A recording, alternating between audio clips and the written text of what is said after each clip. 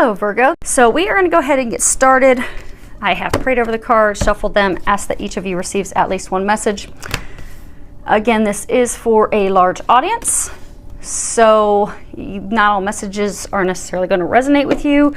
I have had some clients ask me, come to me confused that, 2 or 3 of the messages resonated, but then I was confused by some others. It's because it's for a large number of people. So let's see what we have going on for you guys. So, wow. First card that we have is 4 of Gabriel. And if you can read the bottom of it, it says, time for a celebration. Abundant rewards for hard work. Release yourself from burdensome situations. So, I get that some of you are, looks like love is, this top row is supposed to be your general portion of the reading. The bottom row is supposed to be your love portion of the reading.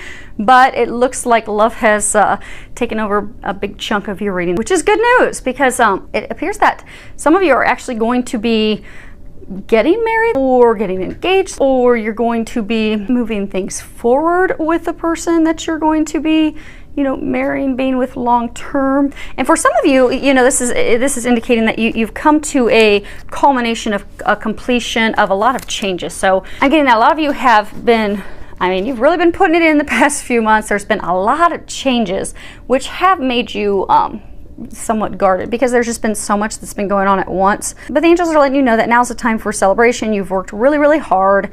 You've really been putting the work. You've undergone a lot of changes in the past few months. So now, you're entitled to some rest, some relaxation, some celebration, some you time, because you have successfully completed a lot of those changes. So now moving forward, this is a time of celebration for you, and it begins. So this is when you get to start having the fun that you deserve, that you've earned after making all those changes.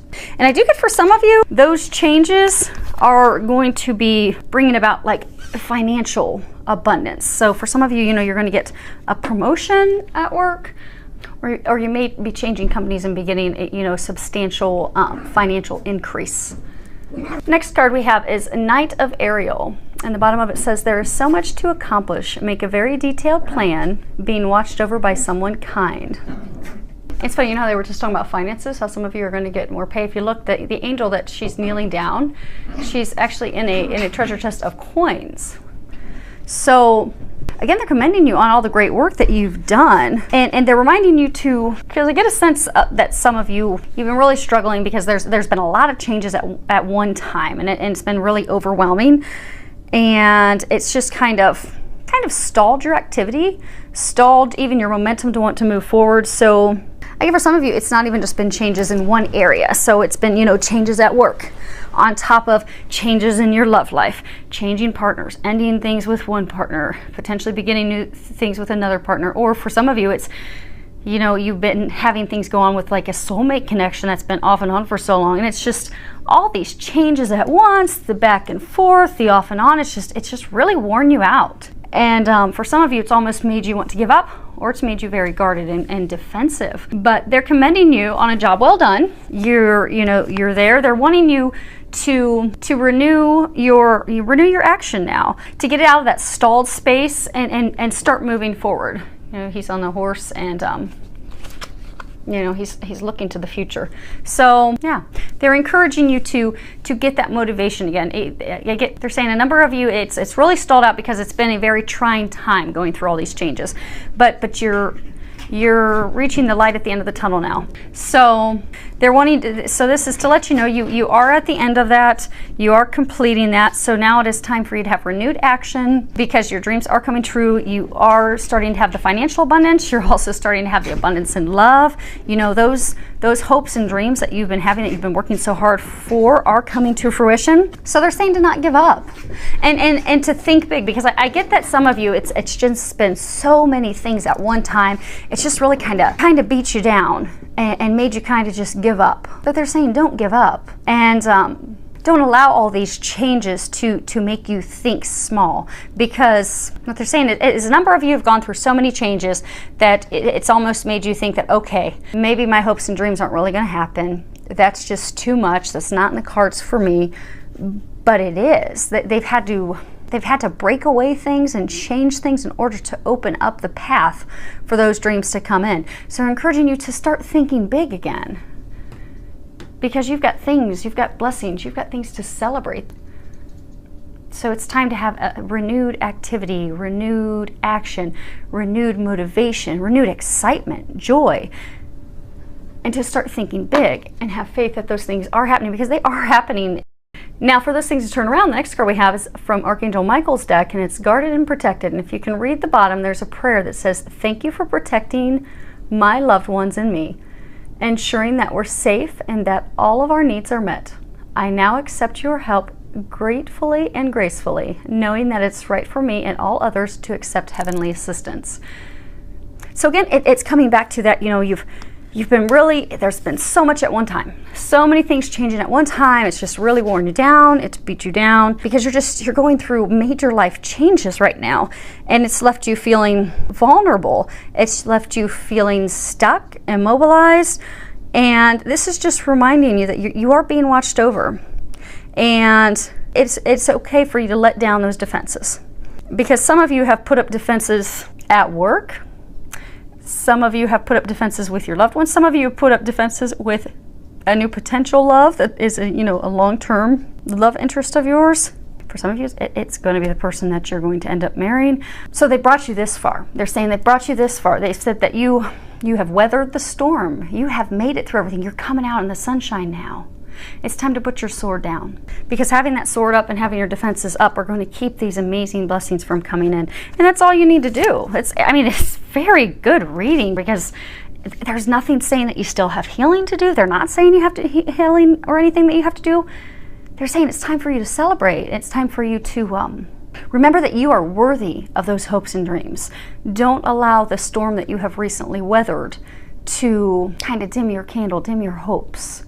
Because you're there, you have arrived. So it's time to put down the sword, think big, know you're worthy, and know those things are coming in. Now, for the love row, beginning with this card, even though it stepped in on your general, which is good stuff, your first card is true love. And if you can read the bottom, it says, "This is the romance of a lifetime." So this is just validating for you that for those of you that have this love interest where you're like, oh my gosh, this is too good to be true. And for some of you, that's the work that you've been putting in, because oftentimes when it comes to divine relationships, be it with soulmates, twin flames, it's a rocky, bumpy road. It is not a path for the lighthearted. I mean, you really have to put it in, which would make sense why you're all guarded and protected right now. I mean, you've got your defenses up, but they're letting you know that this is a meant to be love. It is the love of a lifetime. It is the love that storybooks and movies are made out of. It may not have felt like it. So for those of you that have been in the bumpy road with someone, it may not have felt like it the past months or even years, but your dreams are coming true. They are. This is a fortunate, abundant time for you. And it's a time for you to start letting love in, because your dreams are coming true. Now, for some of you, they are saying that you have just recently met someone and you feel that instant connection and draw to them, but because you're guarded and defensive because of things that have happened and hurt you in the past, you're hesitant to let this person in. So they're wanting you to know that give it a chance. Listen to your heart. Your heart's drawing you to that person for a reason. You're attracted and drawn to them for a reason. Trust it. Go with it. You see on this card, you've got the little cherub standing over his shoulder. This connection, it's watched over by the divine. So you don't have anything to worry about. Let your worries go. Have faith. Trust. Because you've got those butterflies, you've got those feelings, you've got that connection, that magnetic attraction for that person for a reason. It's a sign from above that, yes, that's your bright, flashing neon arrow saying, that's the one. That's the one. Keep walking toward them, because they're your happily ever after. Don't be afraid. There's all your blessings, your abundance right there. Keep moving forward.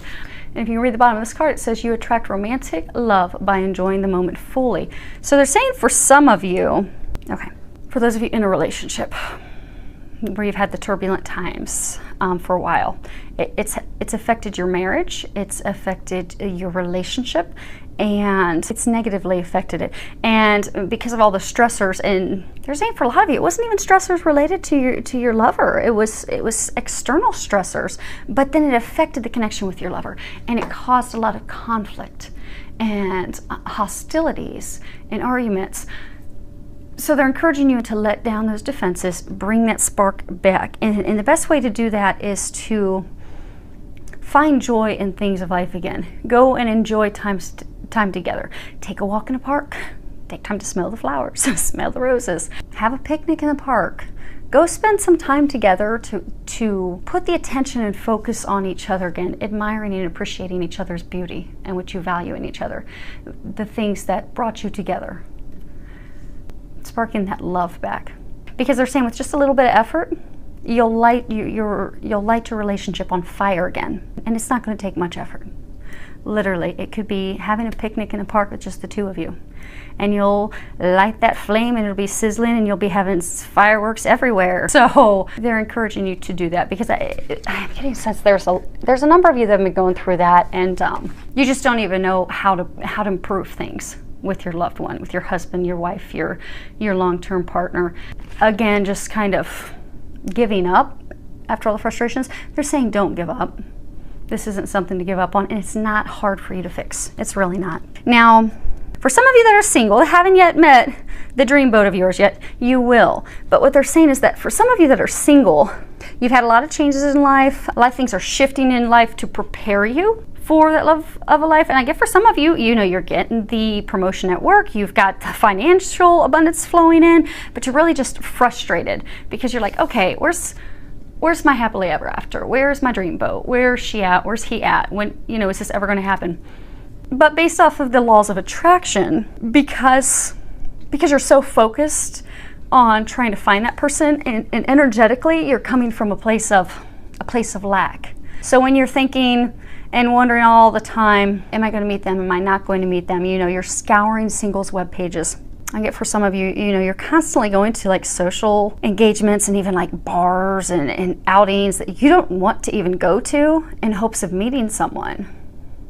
So they're encouraging you to shift your focus, because when it's meant to be, it will happen. You don't need to force it. So they're saying shift your focus from seeking someone, from looking, hunting, finding someone. Turn your focus on having fun. Just you enjoying life. Go do activities that you enjoy. You know, if you like to play tennis, join a tennis club. Join a meetup group. If you like to play euchre, if you like to go do community activities, join a meetup group. Go do things that you like. Go do things you enjoy. Because when you go do that, it's going to raise your vibration. It's going to put you into a happier, joyful place. And even your body language. You ever notice, if you're ever around someone and we've all had that friend that, she's, single, she doesn't want to be in a relationship, but men just flock to her. But it's because, if you look at it, it's because she's just enjoying life. She doesn't care. She doesn't want to meet anyone, but she's loving life. And that joy radiates from her. And that's what draws and attracts them to her. Like bees to a flower. It's like she's honey. But it's because of that joy, that happiness that's just radiating. Because when you do what you love and you enjoy what you're doing, the right person's going to come to you. And they're going to flock to you like bees on honey, because you're at that vibration.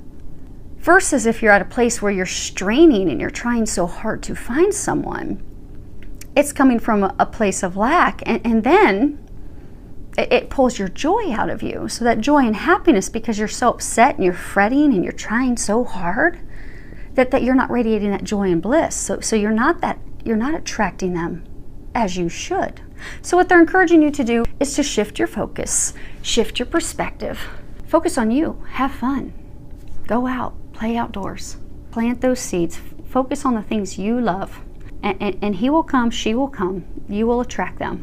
Okay, so they're saying for me to share another example with you. Okay, so have you ever noticed a couple, husband and wife, they're trying for years to conceive, and and they're so upset, and they're upset with God, and we've never wanted anything more than to have a baby, Lord. Why can't you give us a baby?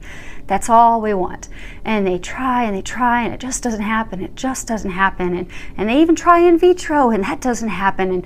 And nothing's happening. They're just not getting this baby, this child, this blessing that they prayed for and wanted so hard.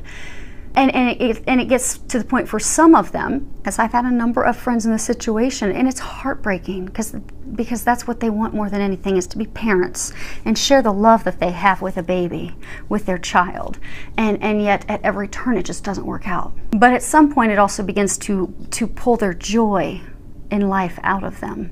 And for some of them, they start to, argue because, like the case where people were married and the stress outside of the marriage and relationship becomes too much. It overwhelms the marriage, and then you find yourselves bickering. So they will find themselves bickering and not getting along because their hearts are breaking because what they want so badly is not coming to fruition. And then, when God blesses them with a child through adoption, they'll adopt a child, and then a number of them will then just get pregnant naturally with a baby at the same time. And that's because they've energetically shifted. So, they go through this stressful time where they want to become parents, they want to have a baby, they want to conceive it, and every time it just doesn't happen, which drops and sucks their happiness, their joy, their bliss out of them to where they have nothing else to give. They don't have, it's like the ability to create. We create from a place of joy, a place of happiness.